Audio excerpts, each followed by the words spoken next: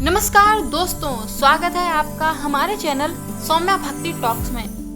दोस्तों, आज से लगभग 1200 साल पहले एक वीरान पहाड़ी पर रात के घने अंधेरे में हजारों टन चट्टानों के बीच हथौड़ों और छेनियों की आवाज गूंजा करती थी।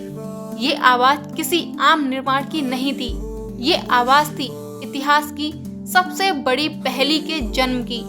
कल्पना कीजिए, एक ऐसा निर्माण जिसकी ना कोई नींव है, ना कोई ईंट। ये कोई इमारत नहीं है, ये एक पूरा पर्वत है जिसे भीतर से नहीं बल्कि बाहर से काटा गया। सबसे बड़ा सवाल ये है कि जब दुनिया की सबसे बड़ी इमारतें जैसे चीन की दीवार या पिरामिड नीचे से ऊपर बनाए गए, तो ये अकेला मंदिर ऊपर से नीचे क्यों काटा गया? इंजीनियर बताते हैं कि इसे बनाने के लिए लगभग 4 लाख टन चट्टानें हटाई गई होगी। इतना मलबा आखिर कहाँ गया? क्यों कोई नहीं जानता। ये कौन से गुप्त गणित पर आधारित था कि 1200 साल बाद भी इसके आयाम और समरूपता 100% सटीक है? क्या ये मंदिर वाकई राष्ट्रकूट राजा कृष्ण प्रथम ने 18 साल में बनवाया था, या ये उससे भी कहीं ज्यादा पुराना है और इसे एलियंस टेक्नोलॉजी या किसी अलौकिक शक्ति ने बनाया था, जैसा कि कुछ इतिहासकार मानते हैं? नमस्कार दोस्तों, आज हम महाराष्ट्र के एलोरा की गुफाओं में स्थित दुनिया के सबसे बड़े खंडर संरचना कैलाश मंदिर के उस डरावने लेकिन शानदार सच को उजागर करेंगे, जिसे जानने के बाद आप सोचने पर मजबूर हो जाएंगे। तो तैयार हो जाइए भारत के इस टाइमलेस मिस्ट्री को डिकोड करने के लिए। कैलाश मंदिर एलोरा महाराष्ट्र में स्थित 34 रॉक कट गुफा मंदिर और मठों के परिसर का एक हिस्सा है। ये 8वीं शताब्दी का एक अविश्वसनीय वास्तुशिल्प और इंजीनियरिंग का चमत्कार है।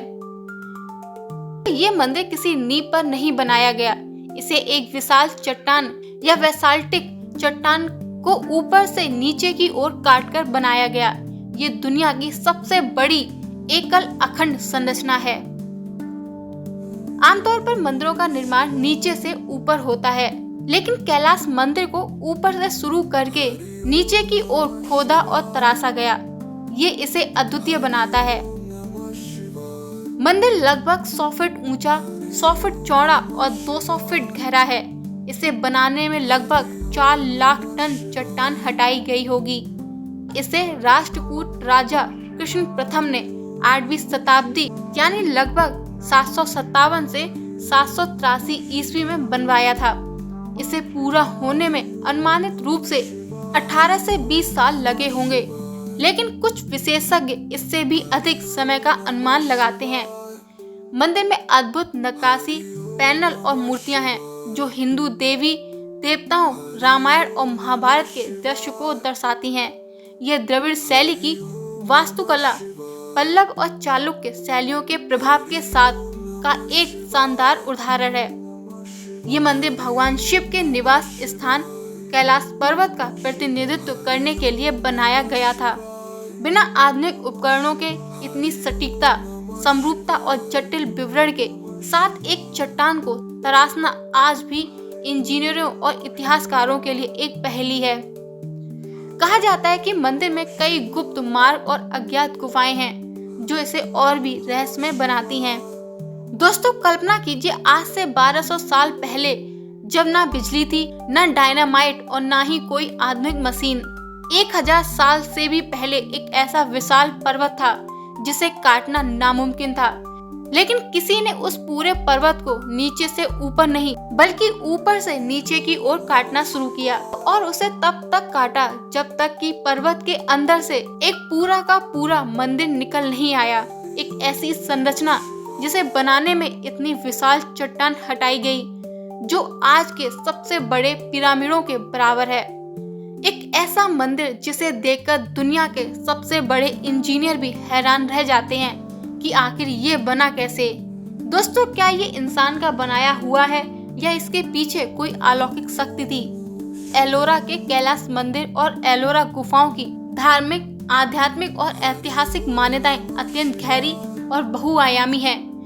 सबसे प्रमुख मान्यता ये है कि कैलाश मंदिर भगवान शिव के पवित्र निवास यानी कैलाश पर्वत का भौतिक और कलात्मक प्रतिरूप है। भक्तों का मानना है कि इस मंदिर में प्रवेश करना सीधे शिवलोक में प्रवेश करने जैसा है। इस मंदिर की पूजा से धार्मिक सहिष्णुता और एकता का प्रतीक है। तीनों धर्म के अनुयायी यहाँ आकर शांति और प्रेरणा प्राप्त करते हैं। मंदिर की वास्तुकला ऐसी है कि ये चट्टान के भीतर से निकलती है। आध्यात्मिक रूप से इसे ब्रह्मांडीय ऊर्जा को केंद्रित करने वाला स्थान माना जाता है, जिससे यहाँ ध्यान और पूजा करने वालों को गहरी मानसिक शांति और शक्ति मिलती है। पौराणिक कथाओं के अनुसार कहा जाता है कि राष्ट्रकूट राजा कृष्ण प्रथम की पत्नी ने भगवान शिव से अपने पति की लंबी उम्र के लिए प्रार्थना की थी। भगवान शिव ने जब उनकी इच्छा पूरी की तो रानी ने एक ऐसा मंदिर बनाने का संकल्प लिया जिसका शिखर बनने के बाद ही भोजन ग्रहण करेंगी। मंदिर को पारंपरिक तरीके से बनाने में वर्षों लगते और रानी भूखी रह जाती। तब मंदिर के प्रमुख वास्तुकार ने राजा को सुझाव दिया कि अगर इसे ऊपर से नीचे काटा जाए तो शिखर सबसे पहले बन जाएगा। इस प्रकार ये मंदिर असंभव को संभव करने की दैवीय प्रेरणा का प्रतीक बन गया।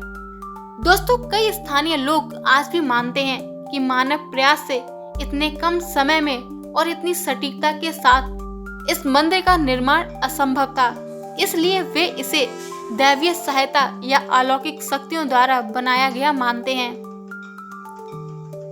ऐतिहासिक रूप से ये मंदिर प्राचीन भारतीय कारीगरों के असाधारण इंजीनियरिंग ज्ञान की मान्यता है। ये दिखाता है कि भारत में बिना आधुनिक उपकरणों के भी वास्तुकला का ज्ञान आज की तकनीक से कई अधिक उन्नत था। दोस्तों, मंदिर की दीवारें और खंभे हिंदू देवी देवताओं, रामायण और महाभारत की घटनाओं को इतने सजीव ढंग से दर्शाते हैं कि इसे भारतीय मूर्तिकला का एक चलता फिरता विश्वकोश माना जाता है। ये मान्यताएं कैलाश मंदिर को केवल एक दर्शनीय स्थल नहीं बल्कि एक जीवंत आध्यात्मिक और रहस्यमय विरासत बनाती हैं। दोस्तों, सबसे कम ज्ञात तथ्यों में से एक ये है कि कैलाश मंदिर के नीचे एक विशाल गुप्त बेसमेंट होने की बात कही जाती है। ऐसा माना जाता है कि ऊपर की पूरी संरचना के अनुरूप ही मंदिर के नीचे भी एक मंजिल है जिसे पूरी तरह से पत्थरों से भरा गया था। पुरातत्वविदों को प्रवेश द्वार के पास जमीन के स्तर से नीचे जाने वाले कुछ सीढ़ियों जैसे मार्ग मिले हैं। मान्यता है कि राजाओं ने इस बेसमेंट में खजाना छिपाया था या ये मंदिर के अखंड भार को संभालने के लिए बनाया गया था।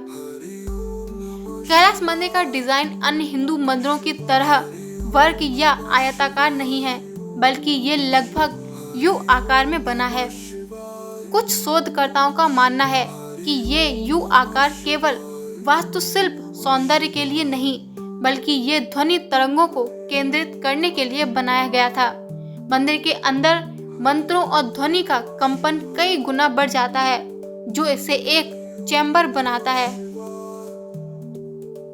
ये व्यापक रूप से ज्ञात है कि एलोरा की गुफाओं में भित्त चित्र थे। तो ये व्यापक रूप से ज्ञात है कि एलोरा की गुफाओं में भित्त चित्र थे, लेकिन कैलाश मंदिर के बारे में ये तथ्य कम लोग जानते हैं कि इसकी पूरी संरचना को मूल रूप से सफेद प्लास्टर से ढका गया था और फिर उस पर रंगीन पेंटिंग की गई थी।